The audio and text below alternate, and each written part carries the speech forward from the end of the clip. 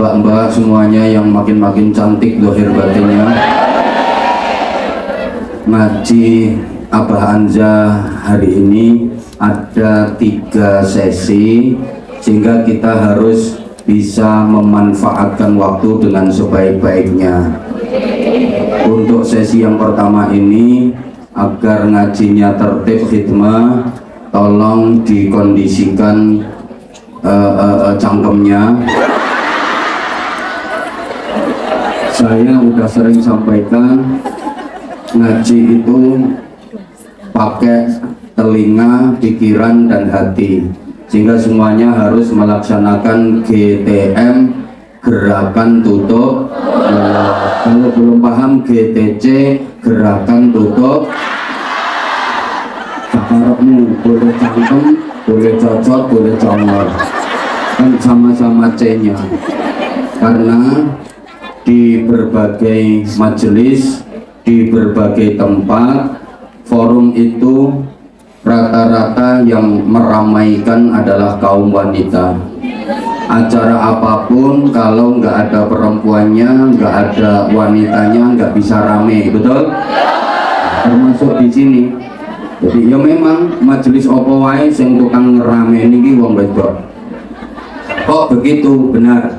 Seorang perempuan itu cangkemnya bisa mengalahkan 100 orang laki-laki. Sebagai bukti, pasar apapun, pasar manapun, itu kalau penjualnya laki-laki, pembelinya laki-laki, biasanya nggak begitu ramai. Contoh pasar sapi, mesti lebih ramai suara sapinya daripada suara orangnya. Pasar sapi ini luwih ramai suarane sapine timbang wonge. Tapi pasar apapun, pasar manapun, kalau penjualnya wanita, pembelinya wanita, sing dodol wedok, sing tuku wedok, ramene ra karuan. Contoh pasar iwak, pasar buah. Mosok nawar jeruk setengah kilo itu prosesnya bisa 3 jam. Diulah-ulek, diule-ulah. Ayo diulah-ulek, diule, diwola, diwale, dipenyat-penyat, dipenyat, didemak-demek, didemek, diombak-ambu, diambu. Pokoknya kalau jeruknya belum gembuk semua, itu nggak nawar-nawar. Lek wis jeruk pitung keranjang gembuk kabeh, baru mulai nawar. Bu, ini jeruknya sekilo berapa? 20.000 mbak. Cek larange, jeruk opo sakilo 20.000. Aku ingin tuku ning pasar kono sakilo mek 12.000, jeruke gede-gede. Sampeyan jeruk cilik-cilik larange 20.000, jeruk saupil-upil. Bakule dilokne jeruke saupil-upil, marah. Akhirnya ngomong, mbak, emane mbak, rupamu ayu, upilmu sak jeruk-jeruk. Memang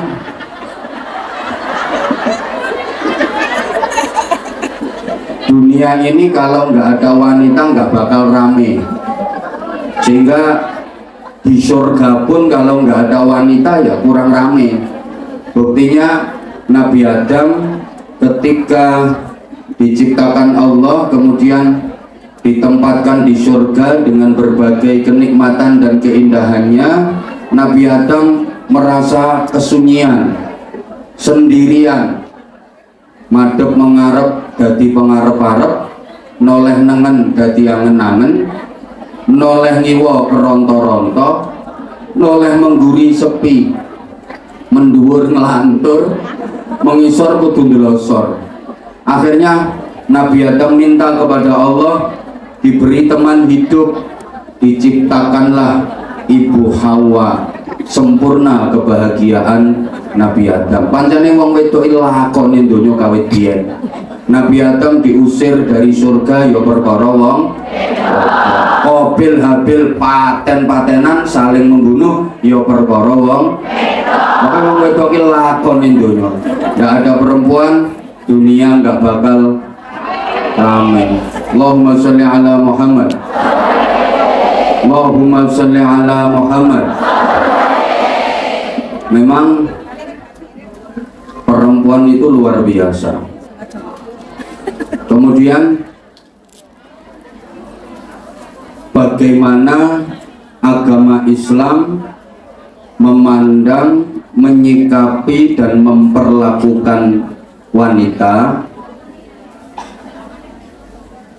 Paling tidak mbak-mbak ada 4 sudut pandang wanita dalam Islam.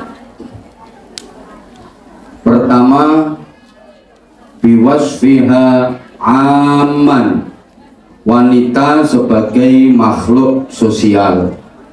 Yang kedua, biwasfiha bintan, wanita sebagai anak perempuan. Yang ketiga, biwasfiha zaujatan, wanita sebagai istri. Yang keempat, biwasfiha umman, wanita sebagai ibu. 4 hal ini saja yang akan saya sampaikan di sesi pertama ini. Mudah-mudahan 15 menit selesai. Dalam sejarah perkembangan umat manusia, perempuan itu memang mengalami dinamika yang luar biasa. Wanita dalam sejarah peradaban umat manusia itu mengalami pergolakan yang sangat dahsyat. Di zaman jahiliyah, perempuan itu nggak ada nilainya, wanita itu nggak ada harganya, wanita itu sama kayak barang. Itu zaman jahiliyah. Perempuan di zaman jahiliyah itu turasu wa tuhabu. Turasu, wanita bisa diwaris. Jadi sekarang PE bapak ngono iku iso diwaris malah dadi PE anak, iso diwaris dadi PE putu. Jadi wanita memang ya sama kayak barang warisan. Wa tuhabu, wanita bisa diberikan, bisa dihibahkan, bisa dihadiahkan, bisa menjadi barang pemberian. Jadi misalnya ya, main ke rumah temen, dolen yang ngomai konco, ngelihat istrinya kok cantik banget, terus ngomong, "Mas, bojomu kok ayu banget loh, seneng kok ya, sampai yang pengen tak bungkus." Jadi bisa dibuntel, dibawa pulang. Itu biasa zaman jahiliyah, kekean.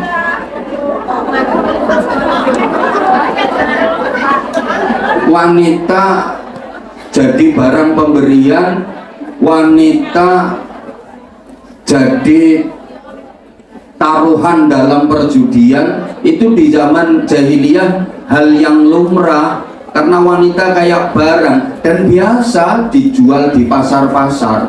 Ya ditawakno, cewek, sewu telu, rawan selawe geblak dhewe. Betapa harga wanita sangat murah, nilai wanita sangat rendah di zaman jahiliyah, sampai masyarakat orang Yunani yang waktu itu bangsa dengan peradaban paling maju di dunia, itu pernah bikin simposium, sarasehan, seminar dengan tema wanita manusiakah dia. Masya Allah, bangsa Athena Yunani yang kala itu paling maju peradabannya, itu bikin seminar simposium dengan tema wong wedok kuwi menungso apa ora. Jadi kemanusiaan wanita itu diragukan. Bagaimana posisi perempuan yang seakan-akan tidak dianggap dalam kehidupan. Wanita itu termasuk manusia apa bukan? Nah, mbak-mbak yang cantik-cantik, kalau saya ngomongnya nggak cantik mesti nanti mencep semua, karena dari rumah udah tutul kayak gini. Jadi nanti kalau nggak dilem cantik mesti sewot semua. Yang cantik-cantik semuanya. Islam datang mengangkat harkat, martabat dan derajat wanita setinggi-tingginya. Jadi jauh sebelum digaungkan emansipasi wanita di mana-mana, Islam udah dari dulu mengangkat harkat, martabat dan derajat wanita. Sebelum di mana-mana ada orang yang memperjuangkan persamaan gender, persamaan hak laki-laki dan perempuan. Ini Islam udah jauh sebelumnya mengangkat harkat, martabat dan derajat wanita. Salah besar ya kalau kaum orientalis bilang Islam itu sangat mendiskreditkan perempuan. Islam sangat merendahkan wanita, sehingga banyak kitab-kitab turos kayak kitab Uqudul Lujen itu dianggap merendahkan wanita dan sebagainya. Itu orang-orang yang dangkal pemikirannya. Coba bagaimana Islam mengangkat harkat, martabat dan derajat wanita setinggi-tingginya, sampai Nabi bersabda, al jannatu tahta aqdamil ummahat. Surga itu di bawah telapak kaki ibu-ibu. Coba Islam menempatkan surga itu digambarkan di bawah telapak kakinya ibu, yang itu perempuan. Nggak ada kan ibu bapak-bapak, nggak ada kan ibu laki-laki. Artinya apa? Sehebat apapun manusia, kalau dia tidak memuliakan wanita dalam tanda petik ibunya, dia nggak akan mendapatkan rahmat Allah, nggak akan mendapatkan ridha Allah, nggak bisa masuk surga. Walaupun orangnya sugih, sugih belegedu, belawu, adus madu, kongkong susu, saking sugih. Kalau tidak memuliakan ibunya, nggak bisa masuk surga. Apalagi sampai menyakiti ibunya, walaupun dia pinter, ilmunya sundul langit iso ngerajin tot. Nah kalau ngeraji angin kan terlalu umum. Ini saking pinternya entut baru keluar tuh bisa digeraji prok. Kalau tidak memuliakan ibunya, nggak bisa masuk surga. Walaupun ibadahnya sebagus apapun, sholat paling khusyuk sedunia, sampai melungker-melungker Allah Akbar, sujud nganti bathuke benjut, zikir nganti lambene jedir, poso bendino sedekah nyah-nyoh, maca Quran sak dalan-dalan, wiritan turut ratan. Tapi kalau menyakiti ibunya, tidak memuliakan ibunya, nggak akan bisa masuk surga. Islam mengangkat derajat wanita setinggi-tingginya. Malah nilai seorang laki-laki itu diukur dari bagaimana dia memperlakukan wanita. Laki-laki yang memuliakan wanita, dia adalah laki-laki mulia. Laki-laki yang merendahkan wanita, dia adalah laki-laki rendah. Baleni rungokno wong lanang-lanang.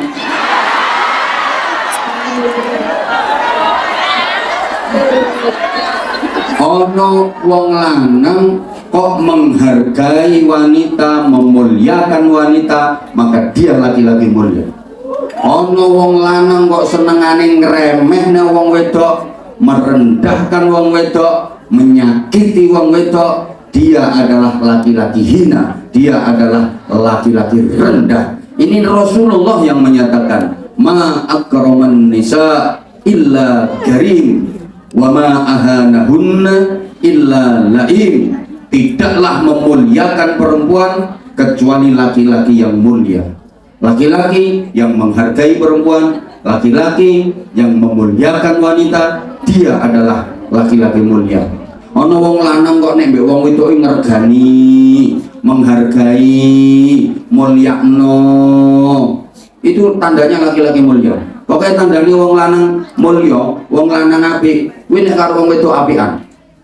Dia lebih rela mengalah, bukan berarti kalah. Tapi memang menempatkan wanita pada porsinya. Tidaklah merendahkan perempuan kecuali dia laki-laki rendahan. Wong lanang kok senangane didolenan wong wedok.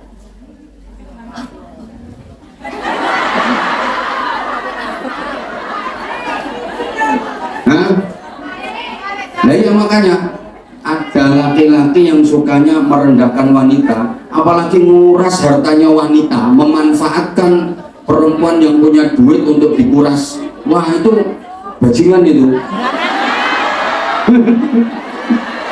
Mohon maaf. Nah ya ini tandanya laki-laki yang hina. Tadi loh, ma akraman nisa illa karim. Tidaklah memuliakan wanita-wanita kecuali laki-laki yang mulia. Wa ma ahanahunna illa laim. Yang di bawah saya jangan nyinceng ya.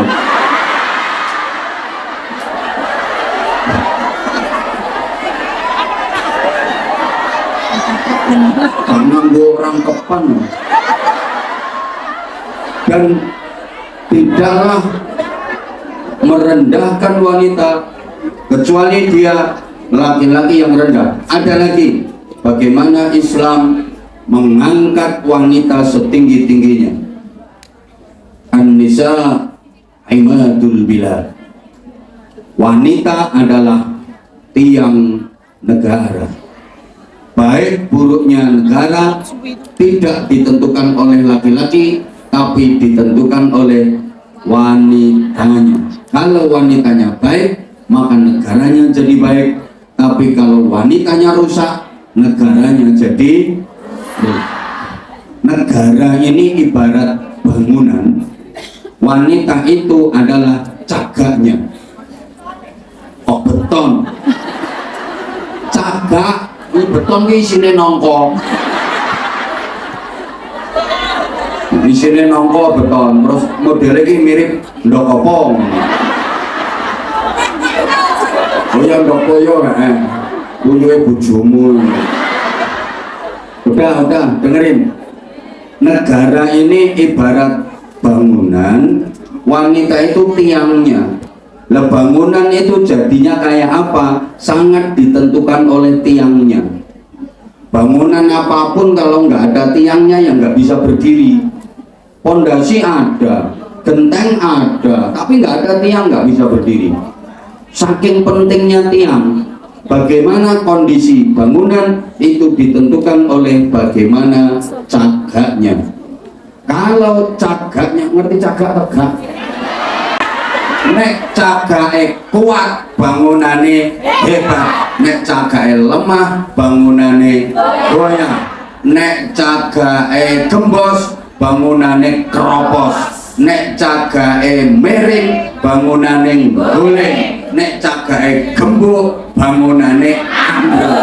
Nah, negara ini ditentukan oleh wanita. Kalau wanitanya kuat, negaranya hebat. Kalau wanitanya lemah, negaranya goyah.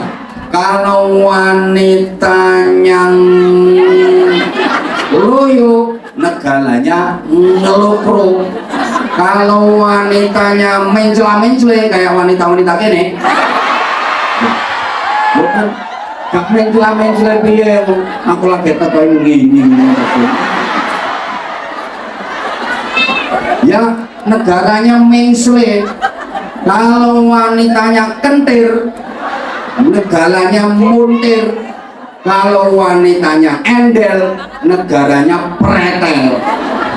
Para jemaah, sebagai makhluk sosial, wanita lebih menonjol daripada laki-laki. Ini ono sing takok apane? Ya apa-apane.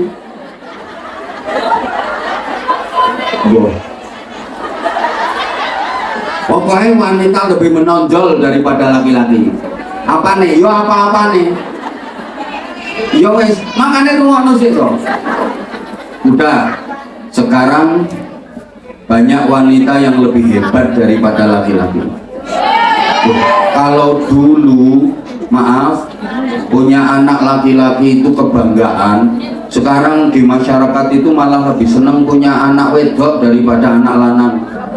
Anak perempuan itu masih bisa bantu-bantu ibunya, masih bisa bantu masak, nyapu, nyuci, korah-korah, masih mau disuruh belanja. Tapi kalau anak lanang yang mangan turu, tangi-tangi dolanan HP, metu-metu sepeda motoran.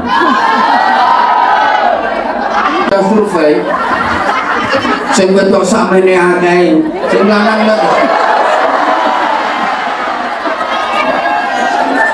loro erang gendang karung. Sitoke kanyepen, sitoke poploke kegeden.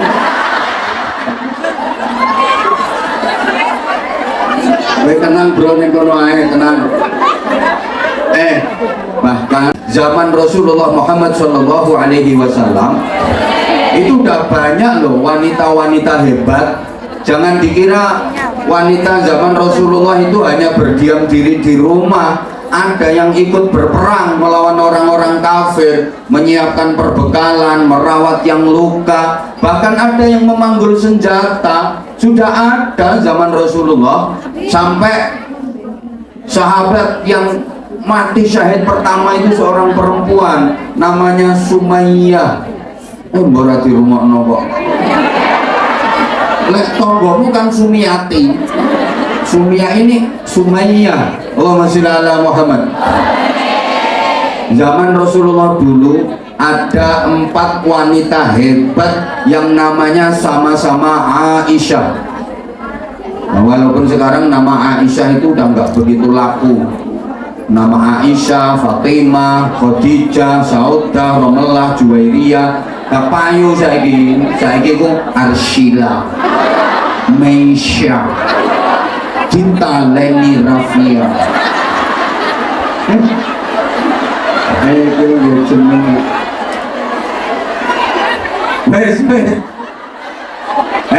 Ada 4 orang wanita hebat-hebat, namanya sama-sama Aisyah. Pertama, Aisyah binti Abi Bakr Siddiq radhiyallahu taala anhuma. Allahumma sholli ala Muhammad. Sayyidah Aisyah putrine Sayyidina Abu Bakar Siddiq, Ummul Mukminin, garwanipun Kanjeng Nabi. Sayyidah Aisyah putrine Sayyidina Abu Bakar, garwane Kanjeng Nabi. Ini hebat, wanita yang sangat pinter, cerdas, intelektual. Halo, banyak meriwayatkan hadis, intelektual, pemikirannya brilian, cerdas, pinter, sholihah, akhlaknya apik, ayu. Jadi udah cerdas, pinter, berakhlak mulia, sholihah, ahli ibadah, cantik pula. Ada nggak ya kira-kira di sini yang seperti itu? Coba angkat tangan.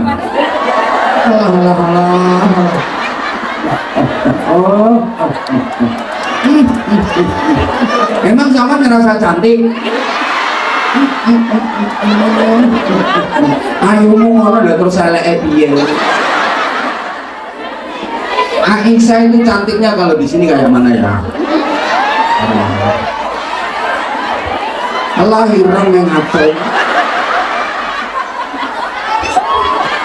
Masya Allah. Udah cerdas, pinter, sholihah, tekun ibadah, akhlaknya mulia, cantik pula. Kok? Oke yang sampean? Bainas sama was sumber minyak. Aisyah Umi. 2.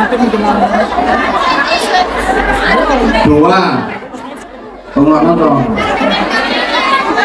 Aisyah binti Sa'ad ini ahli pengobatan. Di zaman Rasulullah itu ada wanita namanya Aisyah binti Sa'ad. Ini coro saiki ngono ahli kedokteran, ahli meramu obat-obatan, ahli di bidang medis. Udah ada zaman dulu. Kok dukun, kok ngomong dukun. Ahli kesehatan, ahli ilmu kedokteran, ahli di bidang medis, udah ada.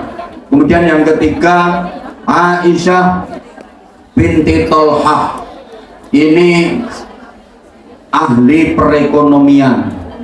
Udah ada zaman Rasulullah perempuan yang ahli di bidang ekonomi, canggih di dunia perekonomian. Kemudian Aisyah putrinya Tolhah, ini ahli ilmu coro saiki no BMKG, ahli ilmu alam, ahli ilmu bumi. Jadi kata siapa kalau perempuan itu hanya pelengkap penderita dalam kehidupan? Salah besar. Wanita bagi laki-laki tidak dianggap di belakangnya tapi di sampingnya. Maka orang Jawa bilang bukan konco wingking tapi konco samping, sebagai pendamping bukan pesaing. Kalau dalam bahasa daerah saya Bojonegoro disebut partnership.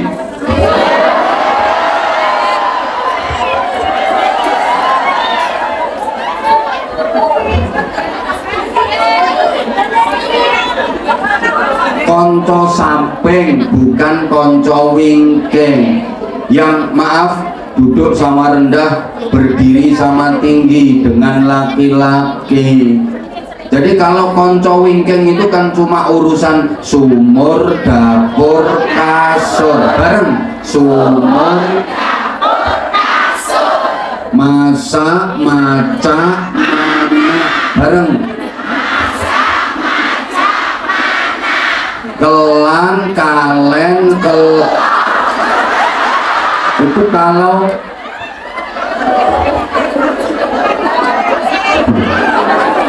konco wingking, tapi ndak konco samping. Makanya wanita diciptakan dari tulang rusuk laki-laki yang letaknya di tengah-tengah tubuh, tidak diciptakan dari tulang kepala untuk disunggi-sunggi, dipundi-pundi, diujo-ujo, enggak. Tapi juga tidak diciptakan dari tulang kaki untuk diinjak-injak sama laki-laki. Apalagi tulang turun oleh penggaweanmu. Udah wes kok udah ya. Ini karena sebagai makhluk sosial, saya ulang, sebagai makhluk sosial, wanita banyak mendapatkan pahala dari nilai sosial. Ibadah-ibadah sosial itu ibadah yang menghasilkan banyak pahala bagi wanita. Tentu di samping ibadah-ibadah muamalah, golek ganjaran, wong lanang ambek wong wedok gampang, wong wedok asli. Andaikan dulu di alam rahim saya disuruh pilih, kamu milih jenis kelamin laki-laki atau perempuan, mungkin saya milih perempuan saja. Dulu di alam rahim, saya kira kadung kok. Loh, bener, coba ibadah mahdhah itu lebih hebat wanita loh daripada laki-laki. Lebih kuat wong wedok ibadahnya timbang wong lanang. Sholatnya lebih rajin perempuan daripada laki-laki. Baca Qur'annya juga lebih rajin perempuan daripada laki-laki. Zikir, wiridan, sholawatan lebih kuat wong wedok daripada wong lanang. Di mana-mana setiap saya ceramah itu di majelis-majelis itu banyak perempuannya daripada lanangnya. Lu bener. Leno kene orang ngomong. Udah. Kayak gini aja ya. Sampeyan berangkat dari rumah sampai ke sini, walaupun itu rumah majikan tapi mbok akoni omahku, mbahku, anakku. Nek mau ngeden yo kapan? Itu wis kadung yo. Setiap satu langkah dihapus dosanya, diangkat derajatnya. Masya Allah. Nah ini tadi berapa langkah? Apalagi sampeyan itu nggak dihitung dari rumah majikan, tapi dihitung dari rumah sampeyan Indonesia. Iya, sampeyan ngaji di sini ki sing omahe Malang Kromengan kaya iki. Iki dihitung langkahnya dari Kromengan. Sing omahe Ponorogo ya dihitung teko Ponorogo. Sing omahe Wonosobo dihitung teko Wonosobo. Sing omahe Blitar ya dihitung teko Blitar. Tulungagung, Trenggalek, Lampung. Udah ya, makanya terus toh nggak ada kata terlambat. Sampai kalau dari Indonesia ke Hongkong sini jangan hanya niat cari cuan, jangan hanya niat cari duit saja, niat ngaji juga. Boleh bojo si bos akan ngomongi kok gini loh, gini mbak, lek sampean teko omah budal neng Hongkong, ya memang niatnya cari duit, niatnya kerja, tapi sekalian diniatkan gini, aku kalau di Hongkong, saya tahu di Hongkong itu banyak majelis-majelis taklim, niat di samping kerja niat ikut ngaji setiap ada kesempatan libur, itu pahalanya malah Masya Allah luar biasa, jauh lebih besar pahala sampai yang ngaji di sini daripada di Indonesia. Lalu ngaji di Indonesia ini sawayah-wayah iso di banyak tempat ada, terus ngaji di sini nih sampean di tengah-tengah kesibukan kerja, terus bayar, jajal. Ada kesempatan infak macam-macam, subhanallah. Ini luar biasa, nek sampean ikhlas gak kakean cangkem. Kadang ada kok jamaah yang kayak gitu. Apa ini? Amal tak goyang kopi wah. Amal yang disebut amal tabarruk wahunna mutabarri'atun, itu amal yang pahalanya paling besar bagi wanita, bahkan diriwayatkan nanti paling memberatkan timbangan amal. Artinya memberatkan timbangan amal itu menjadikan timbangan amal kebaikan lebih berat, lebih banyak.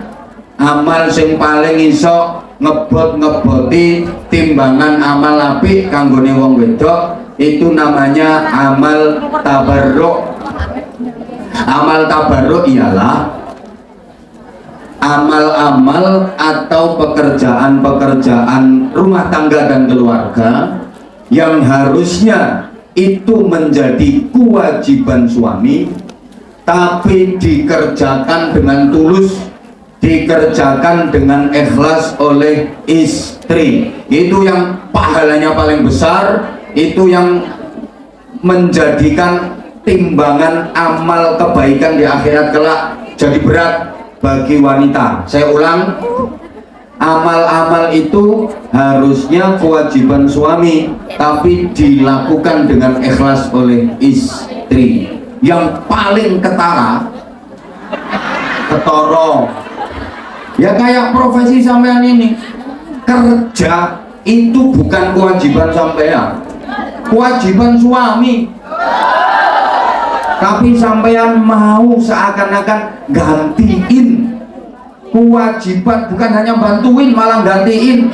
Yang bantuin itu kalau suaminya di rumah kerja sendiri. Enggak kok, ada yang suaminya kelimbrak-kelimbrak kayak gombal mukio. Istrinya yang kerja dapat duit dikirim sing lanang kelimbrak-kelimbrak.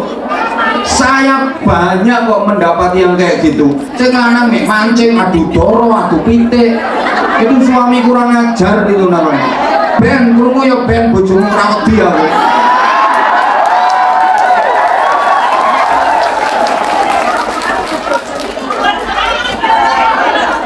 Ya kalau dia baik, kirimannya sampean ditabung, disimpan, dikembangkan, dibikin usaha apa-apa. Kadang malah duitnya dientek-entekno. Apa maneh ning omah gendaan. Ada yang suaminya kayak gitu? Dapat jenenge sapa kok didongakno bareng-bareng cek cepet mari mati coba. Mari kelakuane bunga kok jahat.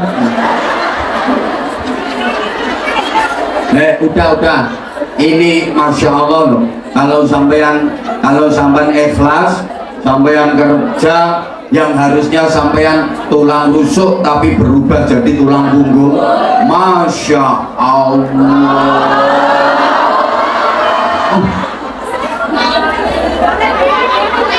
Oh, apa yang mbok rekam mbok kirimno bojomu. Nek ketara bojone ra beres. Mbok paling ngene rungokno kupingmu. Lha ora usah baleni, engko golek rekamane kancamu sing duwe. Padahal dong dengerin. Dan ini kerjaan rumah itu semuanya aslinya kan kewajiban suami. Masak itu kewajiban suami. Nyambel, kayak sayur, terus ubah-ubah, kora-kora, ngerawat anak itu asli semua kewajiban suami. Nggak ada Quran hadis yang menyatakan hai para istri nyambellah, nggak ada.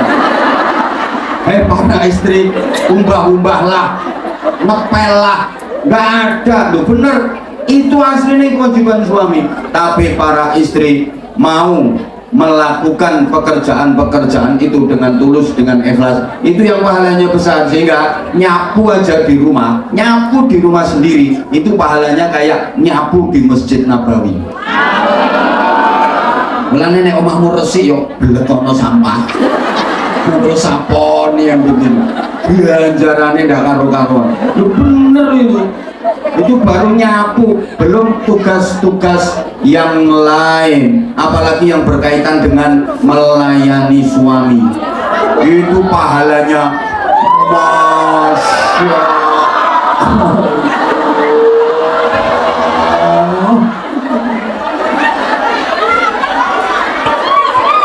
Nah, dengerin ya. Ada istri yang tulus melayani suaminya, mijitin macam-macam, itu pahalanya Masya Allah nggak terhitung terhitung. Makanya nanti kalau pulang bojomu dirambut yo dibalsem, itu banyaknya minyak kayu putih,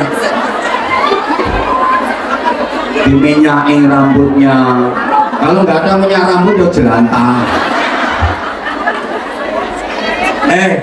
Dengerin toh, istri memandang suami dengan pandangan kasih sayang, dengan pandangan cinta, itu dipandang rahmatnya Allah Subhanahu wa Ta'ala. Senyum kepada suami pahalanya kayak haji, nggak usah jauh-jauh ke Mekah, cukup mercy pamer gusi, Mas haji, haji 2 kali.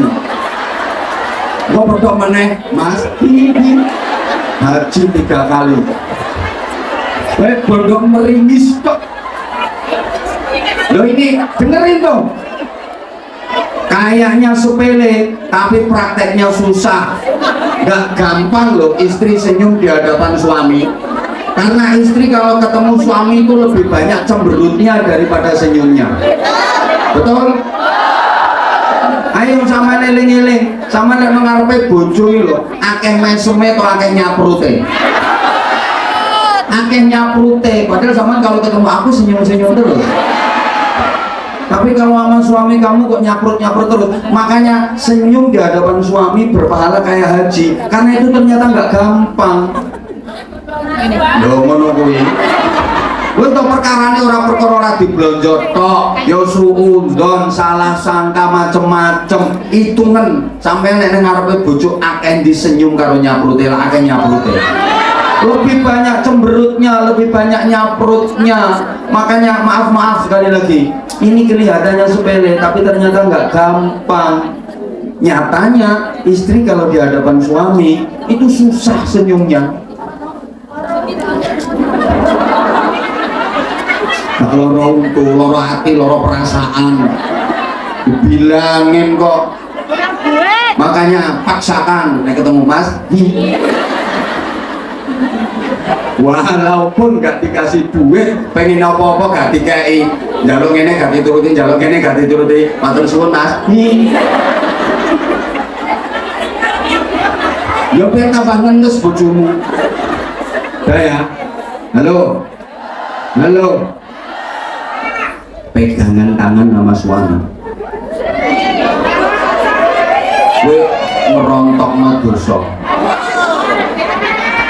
Sik to makane iki nanti kalau pulang pikirannya ngono sik. Mengambung. Itu kayak mengambung Hajar Aswad. Apa maneh sing bojone ireng aswate tenan. Mbak, rumahno Mbak. Mbak, ada nggak yang punya maaf ya bangun tidur terus pegel-pegel semua, sakit-sakit semua tulang, terus habis duduk lama terus tangi kretek, ada apa enggak? Itu ada terapinya, sama nggak ngomong-ngomong ke dia, ngomong ke dia nggak kandani. Itu terapinya lek ape turun ngambungi bojo. Dengerin, ada ibu-ibu itu ngeluh ke saya, sambat minta doa. Karena akhir-akhir ini aku kalau di mana-mana ibu ngaji pegel nyuwuk aku. Ya gara-gara TikTok, ana wong wedok 9 tahun ora ndek anak menunggu tak suwo langsung meteng. Padahal ya ora tak apa-apano. Misalnya antar tempat di mana saya ngaji itu pegel nyuwuk aku. Jaluk ini. Ada yang udah lama nggak bisa jalan, pengen bisa sholat jamaah ke masjid, yang gue tak keibanyu langsung jerantal melaku. Padahal aku duduk dandaya. Allah semuanya yang menyembuhkan. Itu ketepaan tiga waras karo Gusti Allah. Dengerin, ini ada yang ngeluh kayak gitu. Jadi linu-linu pegel, sing rematik, sing kolesterol, asam urat. Aku eling didhawuhi kiaiku tak kandhani gampang sama sing di bojo tasik bar pokoke lek ape mapan turu sing telaten ngambungi bojo. Males banget bojoku tengi. Gue to tengi ora apa-apa ditelateni. Insyaallah kok waras. Nggih, mujarab.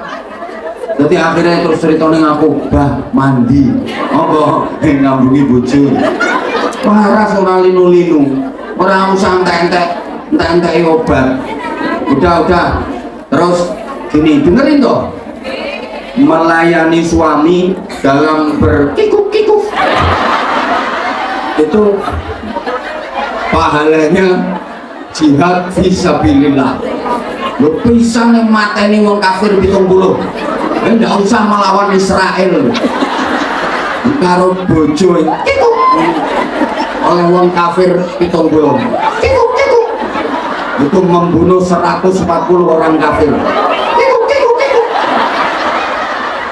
210 orang kafir mati. Nek koyo ngene iki suwi oleh 1750. Ya kalau lagi mundur kok bojone dia ayo mateni wong kafir. Mas wong kafir wis entek, Mas. Sik ngenteni golek neh. Nah, nanti kalau hamil selama kehamilan itu 1 hari pahalanya 70.000. Padahal itu 9 bulan lebih, kalikan 70.000. Ayo piro? Akeh wis. Terus kalau siang dicatat kayak orang puasa, walaupun mangan-mangan. Kalau malam pahalanya kayak orang tahajud, walaupun turun melongker mor. Mulane ayo meteng bareng.